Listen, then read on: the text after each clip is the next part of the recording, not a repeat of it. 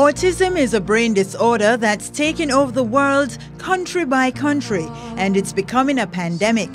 In the Caribbean and Jamaica, it's no different.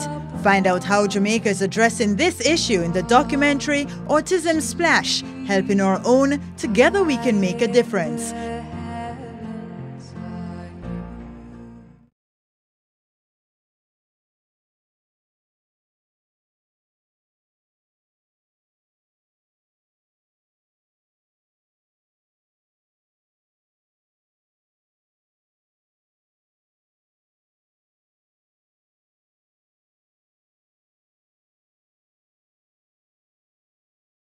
See the world through my eyes. It changes shape and it changes size. It's not quite the world you see. If you could find a way to look around inside my mind, maybe you would understand me. Dear friends, World Autism Awareness Day is important to the United Nations and to me personally. My wife is one of many UN advocates for autism awareness. She and I both know that the tens of millions of people with autism deserve the utmost care, attention and respect. Autism does not discriminate. It can strike anyone in any country. But some people with autism suffer terrible discrimination, abuse and isolation. We cannot tolerate any such violation of their human rights. Autism is a complex disorder, but with the right treatment early on, we can see improvements. That is why it is so important to raise awareness about the signs of autism and provide the services early in life. There are other ways society can help. We can support parents. We can create jobs for individuals with autism based on their skills and strengths. We can improve public education to better meet the needs of students with autism. Doing this will help people with autism and enrich all of us. As the mother of one child with autism said, although my daughter has walked a long way, I have walked a longer way. Together, let us travel this road toward a more caring and inclusive world. Thank you.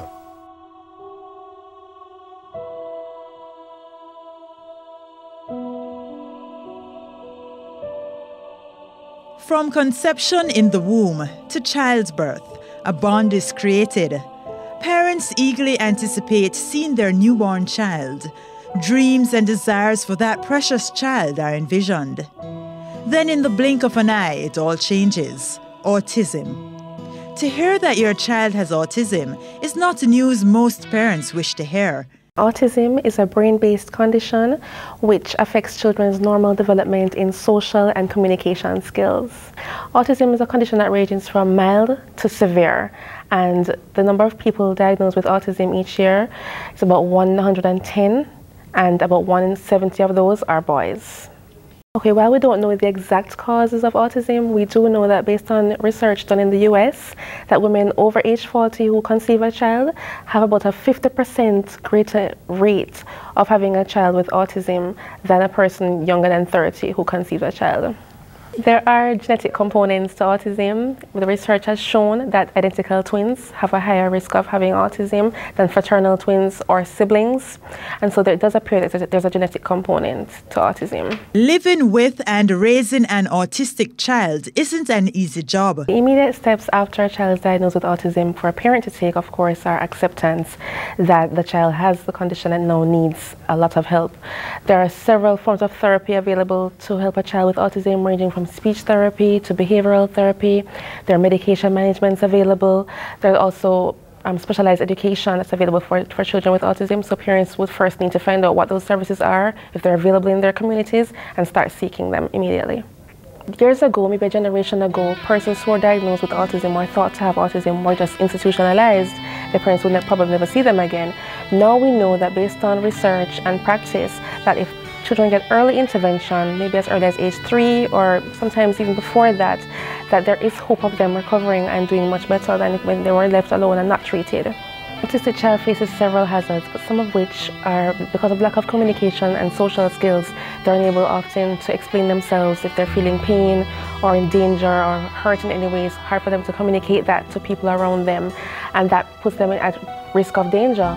Also, some children with autism are not able to find out where danger is and to understand what dangerous situations are. So they might see a strange person and not realize it's a person to be wary of, or a strange animal, or run out into traffic because they're not aware of dangerous situations.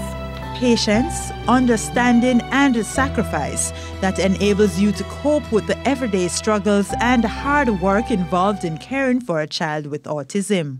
Well, it's difficult in terms of you have to have patience, because they throw tantrums a lot. And my son, he doesn't speak, he's 4+, and he expresses himself through hand leading. You have to understand them, and they're susceptible to abuses because of their behavior. They have to be supervised. They don't have much understanding of dangers and stuff. So, it's very difficult, stressful at times. This is my son, Greg Malcolm. Takes a lot of patience, really, He was okay until he was about 4, 3 going on to 4, and everything was okay, but if Noise found out that he was saying much less words than he was saying to them, and they referred me to, they have a place up there that they assess kids, and I went there and assessed it, and they said it was autism. It's mild autism. That's why I stopped saying so many words. I have to change his diet because he's very, very active.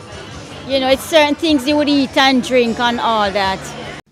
The Maia Chung Autism Foundation has been in operation for the past 3 years. There is still a growing need for educational facilities and resources that can go a long way in helping to provide information as well as teach the average individual about not just tolerance of persons living with the disorder, but also how to interact with them on a daily basis. It was because of this need that Maia Chung Smith, founder of the Maia Chung Autism Foundation, organized a 2-day expo held at the Emancipation Park in Kingston called Autism Splash.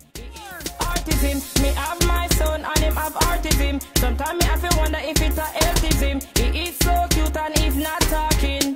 Oh Lord, what a thing. Autism Splash really came out of the need to identify persons living with a disability, autism, because not much knowledge is of it in Jamaica right now. We want to create a database so that we can help assist the government in providing the social services needed to tackle this disability.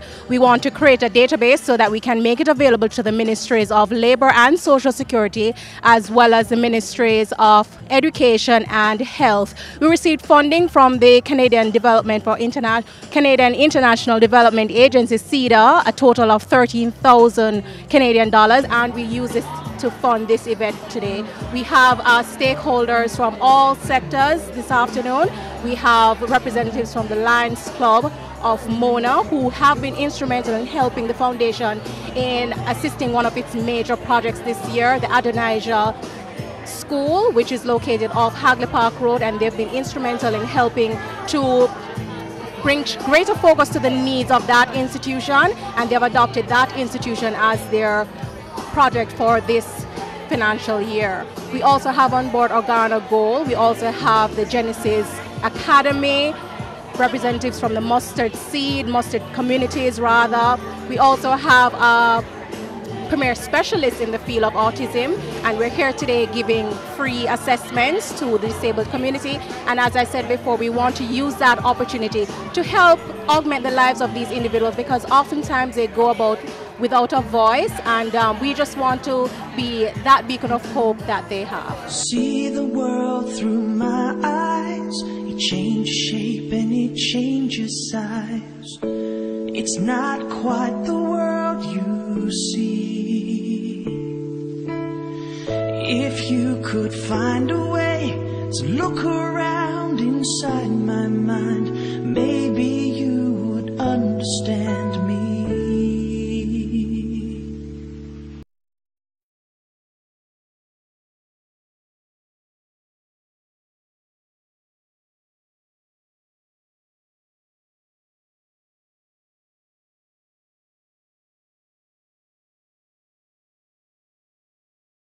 See the world through my eyes. It changes shape and it changes size. It's not quite the world you see. If you could find a way to look around inside my mind, maybe you would understand me.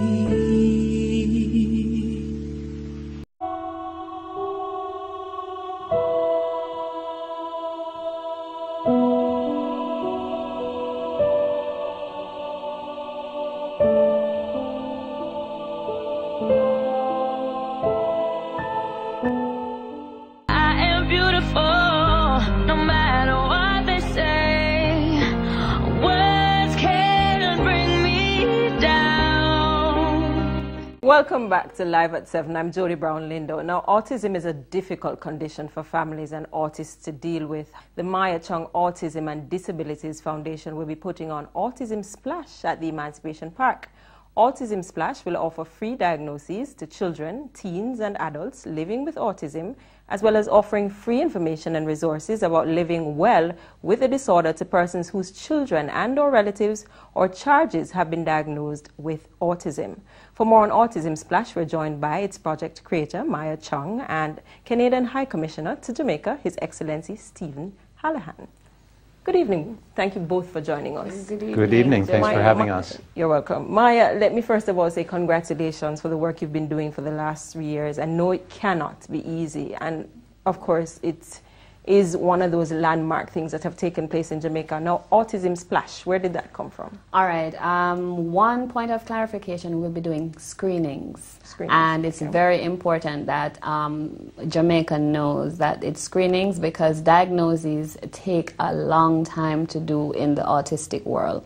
Autism Splash is a name I came up with off of Reggae Sunsplash. Oh. Many may have heard of Reggae Sunsplash.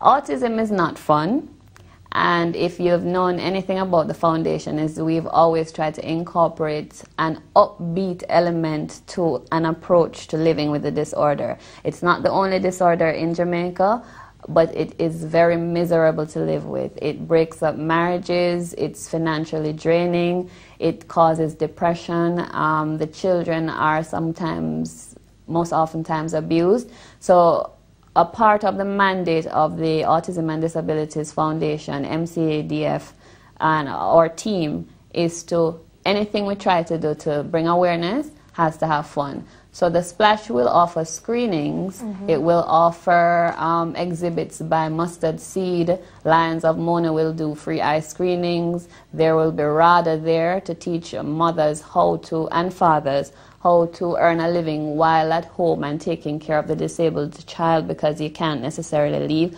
But we'll have an oldies selection going throughout the whole thing. Louis Lepke, Tenasaw, food will be there. Don Youth, Golden Child, has flown down to perform for the 2 days. Oh. So it will be a splash of groundbreaking proportions whereby this has never been done, and it is free to every Jamaican, and it's all thanks to CEDA, and that would be represented by Mr. Hallahan right here beside me, and I have to say thanks to CEDA very much so. Just before I bring in the High Commissioner though, the issue of screening, why is it so important? Is it that based on your numbers it's underdiagnosed still, autism? All right, yes, it is. And it's not comparable to even the clients that the foundation has serviced over the 3-year history. If you go to the official agency, and I'm not at liberty to say the name of the agency, and ask them for the number of cases in Jamaica for the period 2004, you would have 2 cases for 2004. In 2005, you would have 3. As in 2 new cases or for the existing year, cases? For the year. Currently, there are thousands of autism cases because I am in the realm of that area now, so I deal with them, I know the schools. Schools are all across Jamaica. So they use a diagnostic standard to give you those numbers, whereby they use the number of persons who have gone through the public health system. So if for 2004 there were 2 cases, and I know my son never went through that, they're at least missing 1, so it's bad.